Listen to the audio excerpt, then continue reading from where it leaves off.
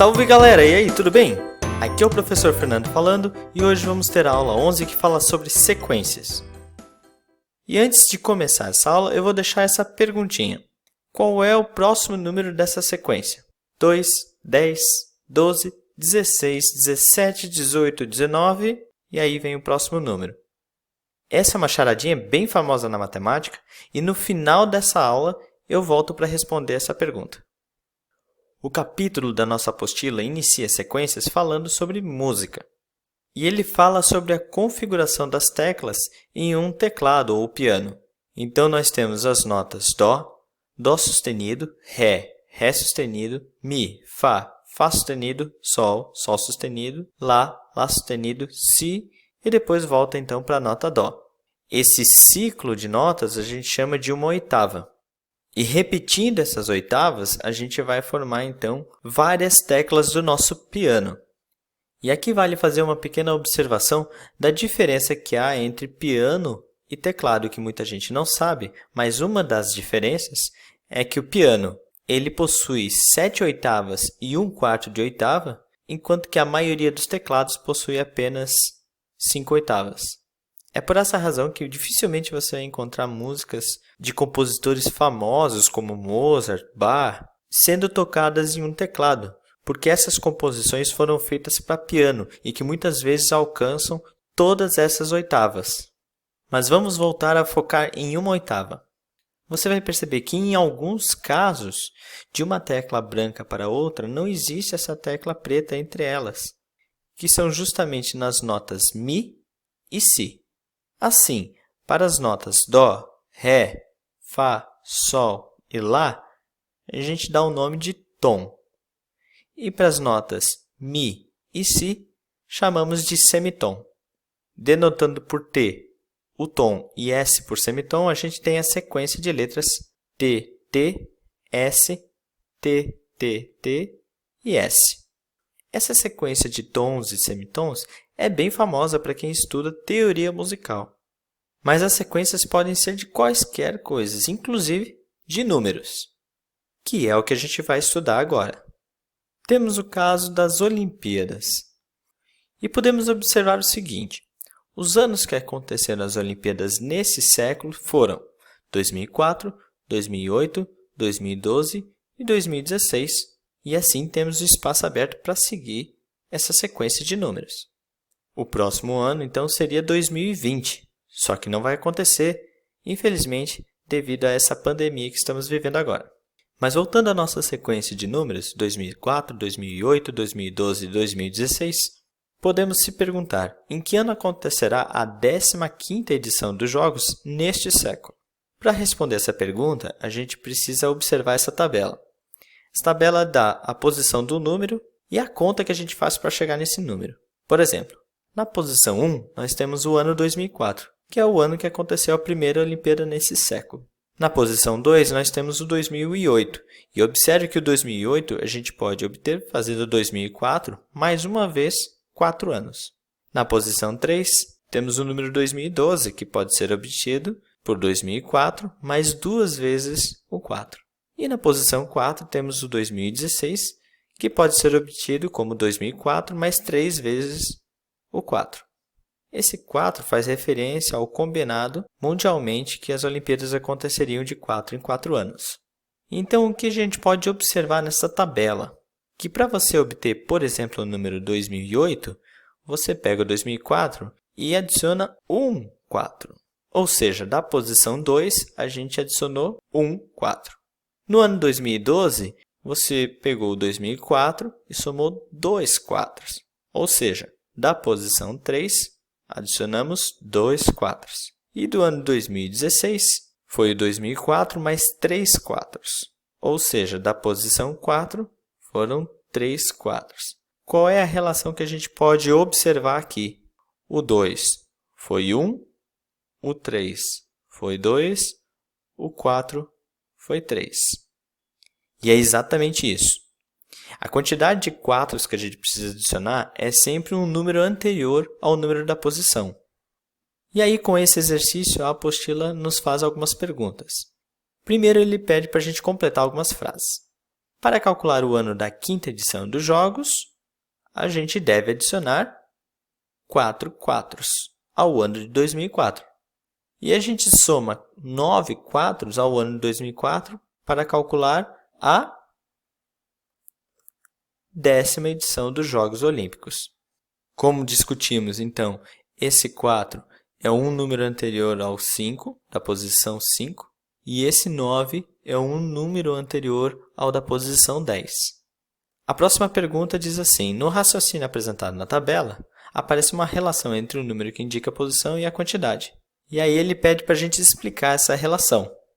A quantidade de vezes que somamos o número 4 no cálculo do ano da determinada edição é igual ao número que indica a posição da edição anterior, que é o mesmo pensamento que a gente estava falando aqui do número anterior ao número da posição. Usando n para indicar a posição, escreva uma expressão que represente a quantidade de vezes que somamos o número 4. Se a posição é n, então a gente deve adicionar um número anterior, ou seja, n menos 1.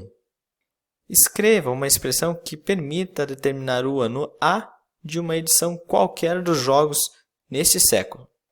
Agora que já sabemos que devemos adicionar n-1 quatros ao 2004 na posição n, então podemos escrever que o ano A será o 2004 mais n-1 vezes o 4. E essa vai ser a nossa expressão para calcular esse ano. E agora sim responda: em que ano acontecerá a 15ª edição dos jogos neste século? Uma vez que a nossa fórmula está pronta, basta substituirmos o n por 15.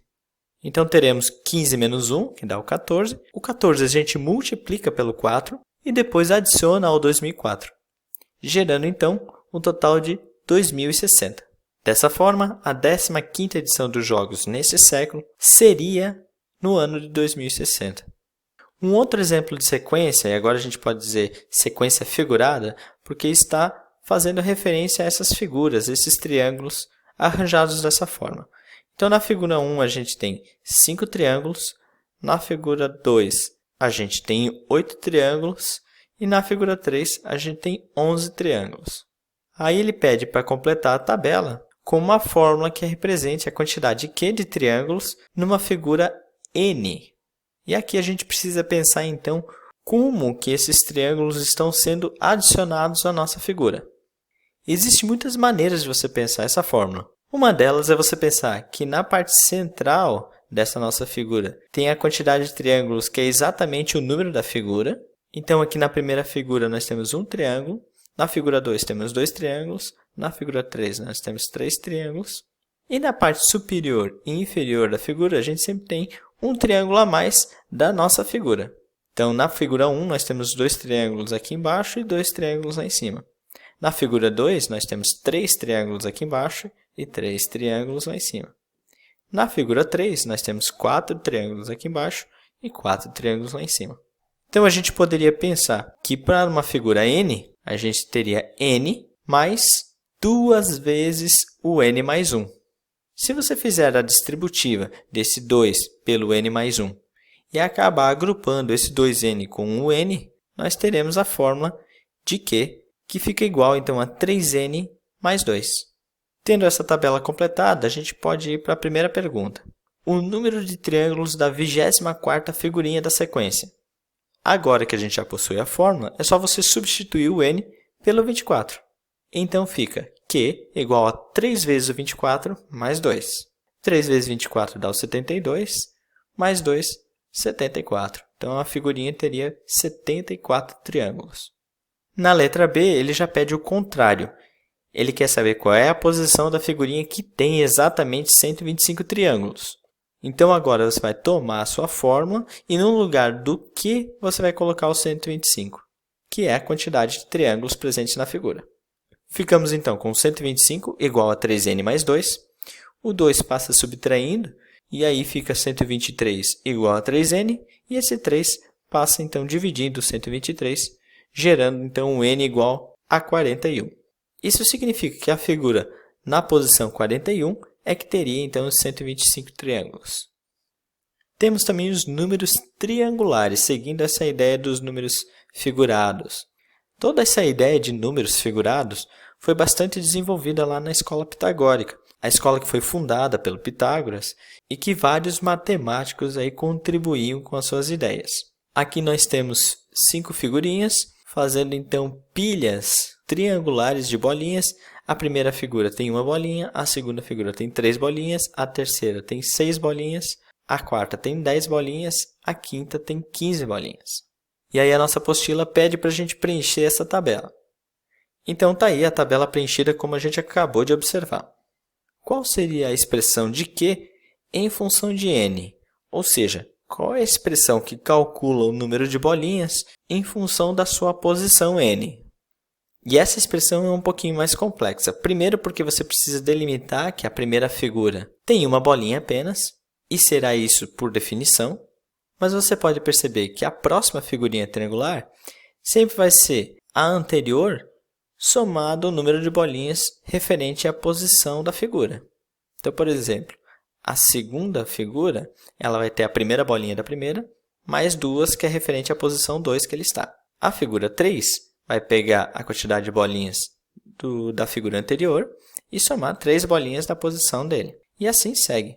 Então, por isso a gente pode escrever que Qn será o Qn menos 1, ou seja, a quantidade de bolinhas da figura anterior, mais o n referente àquela posição. E perceba que eu estou escrevendo aqui que esse n tem que ser um número maior ou igual a 2. Esse símbolo de A virado cabeça para baixo significa para todo. Então, a gente lê para todo n que é maior ou igual a 2. Esse tipo de sequência em que a fórmula faz referência a um outro número anterior da sequência, a gente chama de sequência recursiva, porque ele recorre a um número que já existente na nossa sequência anteriormente. E sendo assim, a gente não pode deixar de falar de Fibonacci. Fibonacci ficou bastante conhecido pela sua sequência, que obviamente levou o nome dele, sequência de Fibonacci, e ela foi criada a partir de um problema muito simples que envolve a reprodução de coelhos. Assim, podemos escrever que o problema dos coelhos se define da seguinte maneira. Quantos casais de coelhos haverá ao final de um ano a partir de um único casal recém-nascido, se cada casal, a cada 30 dias, procria um novo casal que se torna produtivo ao final de 30 dias? Aqui a gente vai ter que supor que o casal de coelho não morre. Então, só para entender um pouco melhor o problema, existe o casal de coelho que acabou de nascer, ele leva 30 dias para ficar jovem e entrar na fase de reprodução, e depois de 30 dias é que ele vai produzir um novo casal de coelhos. E eu achei essa figura na internet que eu acho que é a melhor figura que explica esse problema. No primeiro mês, a gente tem um casal de coelhinhos, e ele leva mais um mês para entrar na fase adulta e então poder procriar. Então, no segundo mês, a gente ainda tem um casal de coelho. No terceiro mês, esse casal de coelho procriou e gerou esse casal de coelho verdinho. Então, nós temos 2 casais de coelhos. Esse casal de coelho recém-gerado, ele vai levar um mês para poder entrar na fase adulta e poder procriar. Mas, o casal de coelhos antigo continua produzindo outros casais de coelho. Então, nesse caso, produziu esse casal de coelho vermelhos. Passamos, então, no quarto mês a ter 3 casais. No quinto mês, agora o casal verde também vai produzir um casal de coelhos. E assim segue a nossa tabelinha, sempre levando em consideração que um casal jovem vai levar um mês para então poder criar um outro casal. Aí o importante nesse problema é a gente observar os números referente aos casais de coelhos. Então nós temos a sequência 1, 1, 2, 3, 5, 8, 13 e assim continuaria. Mas qual seria a fórmula que gera essa sequência de números? E essa fórmula também é uma fórmula de recorrência. E eu escrevi aqui então, f de n vai ser dada da seguinte maneira. O f1, o primeiro número, vai ser definido como 1, assim como o f2 também vai ser 1. A partir do 3 em diante, então por isso que eu coloquei aqui, para todo n maior ou igual a 3, a gente faz a seguinte conta. O fn vai ser a soma dos 2 números anteriores, do fn-1 mais o fn-2.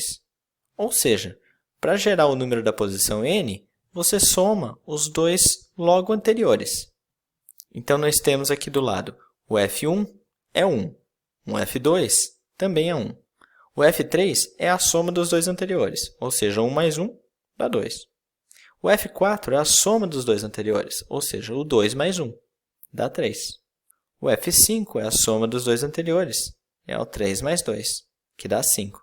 E assim segue. O 5 mais o 3 dá o 8 mais o 5 dá o 13 mais o 8 dá o 21 mais o 13 dá o 34, o 34 mais o 21 dá o 55, o 55 mais o 34 dá o 89, e por fim o F12, que era o que a gente queria saber depois de um ano, né? 89 mais 55, 144. Então, respondendo à pergunta do problema dos coelhos, seguindo essa lógica, após um ano, nós teremos 144 casais de coelhos. E aqui vai mais uma curiosidade sobre a sequência de Fibonacci. Ela tem uma característica visual bem interessante. Por exemplo, eu posso começar desenhando um quadrado de lado 1. Em seguida, eu desenho outro quadrado de lado 1 com arestas adjacentes. Agora, para o próximo passo, você vai desenhar um quadrado cuja medida do lado vai ser justamente a união desses dois lados do quadrado do lado 1, ou seja, um quadrado de lado 2. E assim, você vai repetindo esse procedimento, sempre desenhando um quadrado, sendo o lado desse quadrado a soma dos outros dois lados dos quadrados anteriores. Como, por exemplo, o próximo quadrado vai ser um quadrado do lado 3, porque ele vai estar adjacente ao quadrado do lado 2 e a um quadrado do lado 1. O próximo quadrado, então, vai ser um quadrado do lado 5. O próximo quadrado vai ser um quadrado de lado 8.